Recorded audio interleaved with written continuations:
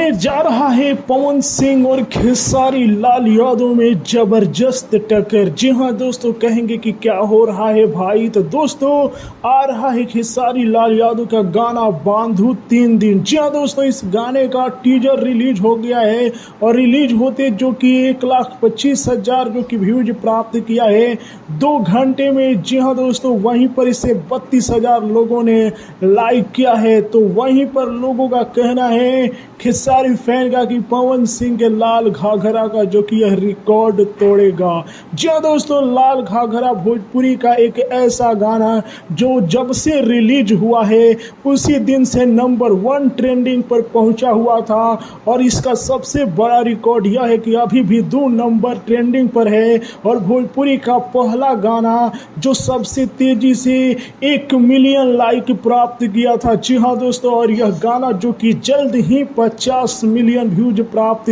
करने वाला है। जी हाँ दोस्तों, तो खेसारी लाल के फैन का कहना है कि इस गाने को, खेसारी लाल का जो गाना आ रहा है बांधू 3 दिन 2.0, यह रिकॉर्ड तोड़ेगा। जी हाँ दोस्तों, अब देखने वाली बात होगी, माजरा होगा कि क्या खेसारी लाल यादव के फैन पवन सिंह के फैन पर भारी पड़ेंगे।